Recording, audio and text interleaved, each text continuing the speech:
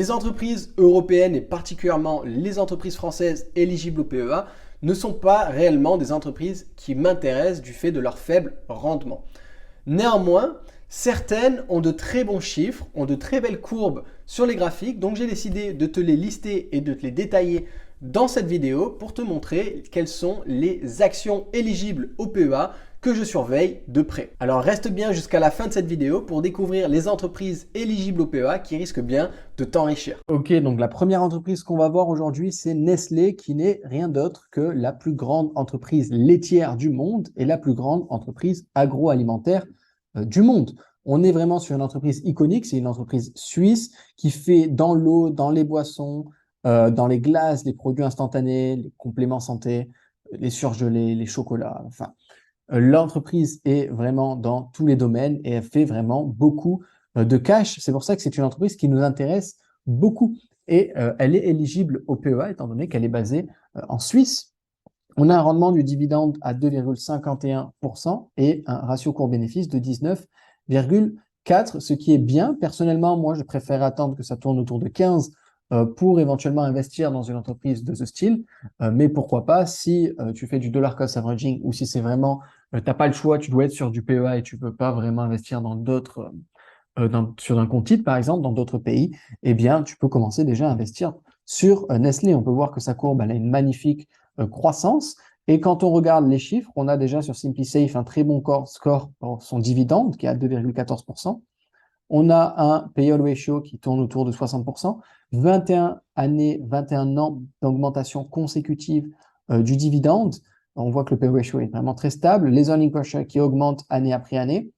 On a également les sales qui sont plutôt stables. Les shares outstanding, donc c'est le nombre d'actions, ça c'est plus par rapport à la politique de rachat d'actions. Ben, on voit qu'il y a de moins en moins d'actions, ils rachètent les actions. Donc c'est très bien, c'est un très bon point, ce qui fait que cette entreprise est vraiment très intéressante, surtout qu'elle est éligible au PEA. On a une dette qui est bien gérée, on a des retours sur equity et sur capital investi qui sont très bons. Donc là, pour le coup, Nestlé, je dirais que c'est franchement une de mes favorites dans les entreprises PEA qui sont éligibles au PEA, parce qu'on est sur une entreprise qui fait vraiment beaucoup d'argent, hein, plus de 80 milliards de francs suisses. Et en plus, c'est du franc suisse, donc ça veut dire que c'est quand même très bien. Tu vois, ça te permet de te diversifier d'un point de vue devise en investissant sur Nestlé. Et avoir du franc suisse, c'est pas forcément mauvais, surtout dans des phases où les marchés sont pas au top. La seconde entreprise pour un PEA est Air Liquide. Franchement, Air Liquide, à l'heure actuelle, pour un PEA, c'est quasiment un incontournable, surtout quand on veut investir en France. Air Liquide est coté aujourd'hui à 122 euros. Depuis le début de l'année, ça a perdu 12%. Et quand on voit la courbe, c'est une courbe en belle croissance. Donc vraiment, c'est une action, ça, où tu peux pas vraiment te tromper. Tu achètes du Air Liquide et tu le gardes pendant des années et ça fonctionne bien. Donc, c'est une entreprise qui est dans le gaz. Elle est spécialiste dans les gaz industriels, donc pour l'industrie, la santé, l'environnement, etc. L'entreprise a été fondée en 1902. On a un dividende de 2,15% et pour le moment, un ratio cours-bénéfice de 24,35. Personnellement, je pense que ça pourrait être intéressant d'investir sur du Air Liquide quand on aurait un ratio cours-bénéfice qui tournerait plutôt autour de 20. Mais pareil, si tu es bloqué vraiment par le fait d'avoir un PEA, tu peux toujours investir dès maintenant et faire du dollar cost averaging et racheter plus quand le ratio cours-bénéfice sera inférieur à 20 ou plus collé à 20. Mais bon, on a un dividende, donc c'est un très bon point. Quand on regarde les résultats, on a des bénéfices qui sont en croissance. Donc c'est une croissance légère, mais c'est une croissance. Le chiffre d'affaires, pareil, croissance légère, 20 milliards, 20 milliards. Donc ça, c'est bien. Quand on regarde maintenant les actifs, on voit qu'il y a de plus en plus d'actifs et les passifs n'augmentent pas aussi rapidement, entre guillemets, que les passifs, pardon, n'augmentent pas aussi rapidement que les actifs, ce qui en fait quelque chose de très bien. Quand on regarde maintenant le ratio de distribution de l'entreprise, le payout ratio, on est autour de 50%. Donc, ça fait que le dividende devrait continuer à être payé et ils ont de quoi bien payer ce dividende. On a 1,5 milliard en cash, une dette à 14 milliards pour un net income aux alentours de 2,6 milliards. Donc, la dette est quand même relativement bien gérée par Air Liquide et Air Liquide est vraiment un cadre dans son domaine. Donc là, pour le coup, Air Liquide, c'est une entreprise dans laquelle je pense qu'il est intéressant d'investir, surtout si tu as un PEA. Juste avant de passer à l'entreprise suivante, pense à lâcher un pouce bleu si cette vidéo te plaît. Abonne-toi en activant la petite cloche pour recevoir une notification à la sortie de mes prochaines analyses. Et dis-moi en commentaire s'il y a d'autres entreprises que tu surveilles pour un PEA ou si tu investis dans certaines entreprises éligibles au PEA. Ça m'intéresse et pourquoi pas en débattre.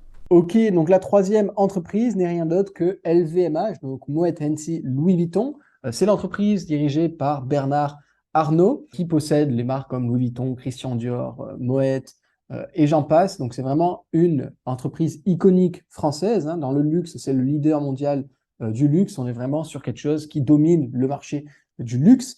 Et quand on regarde depuis le début de l'année, l'entreprise a perdu 10%. Et quand on regarde la courbe, on est encore une fois sur une courbe qui est quasiment exponentielle, qui est une courbe avec une magnifique augmentation. On a une capitalisation boursière de 329 milliards d'euros, donc c'est vraiment pas mal du tout. Et on a un rendement de dividende à 1,84% pour un ratio cours-bénéfice de 24,73. Donc là, encore une fois, pareil, vous savez, moi j'aime bien quand le ratio cours-bénéfice est inférieur à 20. Donc là, j'aurais plutôt tendance à attendre que les marchés corrige encore un petit peu avant éventuellement de me dire si j'investis dedans. Parce que vous devez comprendre que moi, j'investis essentiellement aux États-Unis, étant donné que je ne suis pas éligible au PEA et que je n'ai pas de PEA. Donc, toi, si tu as un PEA, ben, si tu veux investir que via du PEA, pourquoi pas, comme pour les autres, investir dès maintenant sur LVMH. Mais par contre, si tu peux attendre, eh bien, peut-être va chercher quelque chose comme ça, ce sera aux alentours de 15, de 20, pour avoir ton meilleur prix de revient unitaire et après continuer, comme d'habitude, d'investir tous les mois pour avoir un bon PRU. Quand on regarde maintenant les chiffres, alors le chiffre d'affaires, il est en croissance. On a une légère baisse pendant 2020, mais c'est normal. Les bénéfices nets, pareil, c'est de la croissance. On a une légère baisse en 2020, mais on voit que la baisse, déjà, ils ont réussi quand même à faire 4,7 milliards alors que le monde était confiné. Donc, c'est quand même assez énorme. Et surtout, quand on regarde les résultats nets, on est passé de 7 milliards en 2019. On oublie l'année 2020 étant donné que c'était une année étrange. Et on passe à 2021, on passe de 7 milliards à 12 milliards. C'est quand même énorme. Quand on regarde le bilan et les actifs et les passifs, on voit que les actifs augmentent vraiment à vitesse grand V et que les passifs, ils augmentent certes également, mais ça reste quand même bien géré. Donc, Louis Vuitton, Moet Hennessy, ça reste une très bonne entreprise, surtout pour du PEA, ça reste un leader. Bernard Arnault, une des plus grandes fortunes mondiales, ce n'est pas pour rien. Et quand on regarde le PE ratio, on est à 37,94%, donc ce qui est très bien. Ça veut dire qu'ils ne devraient pas baisser leurs dividendes, ils devraient continuer de pouvoir l'augmenter, ils ne devraient pas être coupés, surtout quand on sait que l'industrie du luxe survit très bien aux récessions et survit très bien aux crises. Une autre entreprise que je suis de près, qui est dans le domaine de l'assurance, et c'est le leader mondial de l'assurance, c'est d'ailleurs très bien parce que c'est une entreprise française, donc ça fait plaisir de voir une entreprise française dans cette position de leader. Il s'agit de AXA. AXA, depuis le début de l'année, ça a perdu 6%, donc ça a quand même bien tenu depuis le début de l'année. Et quand on regarde sa courbe, on est sur une courbe qui est plutôt flat. Ici, on est sur quelque chose de plutôt plat. C'est une courbe qui ressemble un petit peu à Total Energy, qu'on va d'ailleurs voir juste après, mais qui, pour moi, une entreprise qui date de 1816, est à sa place dans une watchlist et surtout à sa place dans un PEA, quand on sait que c'est très difficile de trouver des entreprises qui reversent un dividende intéressant dans un PEA. Ici, on a un dividende de 6,19% et un ratio de cours sur les bénéfices de 8,9%. Quand on regarde le PE ratio pour ce dividende, on est à 50,66%. Donc, a priori, à moins d'un gros problème, il n'y a pas de raison qu'il soit baissé ou il n'y a pas de raison qu'il soit coupé, sauf s'il décide vraiment, sauf si le monde va vraiment très mal et qu'on préfère attendre. Donc là, pour le coup, AXA, c'est vraiment pas mal.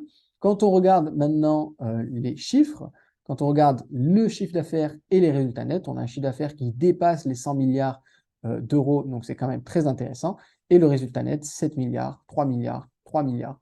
Donc on a une légère croissance pour tout ça. Pareil pour ce qui est des actifs. Alors là, les actifs et les passifs sont beaucoup plus serrés, étant donné qu'on est sur une entreprise dans le domaine financier. Donc on va avoir une entreprise ici où on va préférer, où c'est normal d'avoir une dette qui est élevée, et qu'on ait des passifs et des actifs qui soient relativement identiques. C'est normal, étant donné qu'on est sur du domaine de l'assurance et du domaine de la dette. Donc AXA, c'est une entreprise très intéressante à avoir dans son PEA et surtout à surveiller pour avoir des bons points d'entrée parce que c'est le genre d'entreprise où à chaque fois qu'on est sur plutôt des niveaux qui ont l'air plutôt bas, donc aux alentours de 20 euros, ça reste toujours intéressant d'entrer à ces alentours ou quand on est inférieur à 20 euros. Total Energy, qui est sans doute une des entreprises les plus connues pour un PEA, surtout pour une personne qui a une stratégie de dividende. Alors, juste avant de te présenter Total, j'aimerais mettre l'accent sur un point, sur le point qui est que personnellement, je n'ai à l'heure actuelle dans mon portefeuille aucune entreprise qui est éligible au PEA. Et je pense que c'est important de le souligner. Je présente ces entreprises parce qu'on m'a souvent demandé de parler d'entreprises PEA, étant donné que je parle principalement d'entreprises qui sont sur le marché américain, donc qui ne sont pas éligibles au PEA. Donc, j'ai fait cette vidéo vraiment pour montrer quelques entreprises éligibles au PEA, mais vous devez savoir que je n'ai pas d'entreprise éligible au PEA dans mon portefeuille, j'en ai dans ma watchlist, mais pas dans mon portefeuille à l'heure actuelle. Donc, prenez bien ça en compte quand vous regardez cette vidéo, tout simplement parce que je ne suis pas la personne la plus intéressée pour avoir les entreprises du PEA. Là, c'est vraiment les entreprises basiques que je considère comme essentielles à avoir dans sa watchlist ou dans son PEA si vous investissez principalement via un PEA. Donc, parenthèse étant faite, on revient sur Total Energy, qui est une entreprise de pétrole, qui est qui fait partie des plus grosses entreprises de pétrole dans le monde. Quand on regarde son cours, déjà depuis le début de l'année, ça a pris 10%. Mais quand on regarde son cours, on voit quand même que depuis les années 2000, c'est quand même quelque chose de très cyclique. C'est quand même quelque chose de ça monte, ça descend, ça monte, ça descend. Donc là, Total, pour le coup, c'est une entreprise dans laquelle c'est plutôt intéressant d'investir quand on est à 40 euros ou en dessous des 40 euros. 50 euros, disons que c'est la limite médiane. Et quand on est aux alentours de 60 euros, en général, c'est pas forcément intéressant d'y investir. Donc, on va plutôt faire du lower cost averaging à chaque fois que le prix est inférieur à 40, 50 euros. Quand on regarde les chiffres, on peut voir que on est sur une entreprise qui fait plus de 100 milliards, plus de 150 milliards de chiffre d'affaires par an, avec des bénéfices à 16 milliards, 12, 11 milliards. On a eu une année négative en 2020, on sait tous pourquoi. Quand on regarde maintenant le bilan et les passifs et les actifs, on voit qu'on a énormément d'actifs, 293 milliards d'actifs pour des passifs qui sont aussi élevés, mais qui restent quand même bien gérés, surtout quand on voit le nombre d'actifs que cette entreprise possède. Quand on voit la capitalisation boursière à 129 milliards d'euros et qu'on voit le bilan avec des actifs à 293 milliards, ça reste quand même particulièrement intéressant. Maintenant, quand on regarde plus en détail, on peut voir que Total a un historique de dividendes qui est quand même assez en dents de scie, hein, ça bouge quand même pas mal, même si ça reste intéressant. Et comme je le dis, ça fait partie des rares entreprises dans le domaine, dans un PEA qui ont un dividende qui reste quand même assez intéressant, même si souvent ça amène des irrégularités, ce qu'on voit souvent dans le PEA et qu'on voit beaucoup moins aux États-Unis. Quand on regarde maintenant les payout ratios, ça a toujours été quand même relativement OK, un peu élevé de temps en temps. Bon, 2020, 226%, c'est normal, mais sinon, on tournait toujours autour de 50, 70%. Là, étant donné, là, ça baisse, hein, ça a clairement baissé. Les earnings per share, on voit que ça a baissé pendant un moment, et là, depuis les 2 dernières années, ça reprend en flèche et ça augmente beaucoup. Pareil, les shares outstanding, on était sur quelque chose d'assez plat. On est remonté, là, on commence à redescendre un petit peu. Les sales, c'est en dents de scie. Donc, c'est ça que j'aime pas trop, moi, chez Total, c'est que beaucoup de choses sont en dents de scie et c'est vraiment une entreprise dans laquelle faut vraiment investir quand on est bas. C'est vraiment le genre d'entreprise où quand tu es à 40 euros, voire moins, c'est intéressant d'investir. Sinon, ça reste un petit peu une entreprise à mettre de côté. La dernière entreprise que je vais te présenter n'est autre que Sanofi, un géant dans le pharma, un géant français dans le pharma, qui a sa place de leader, hein, surtout en Europe. Donc ça, c'est un très bon point, surtout pour une entreprise française. C'est une entreprise française qui date de 2004 et qui reverse un dividende particulièrement intéressant en ce moment à 4,08%.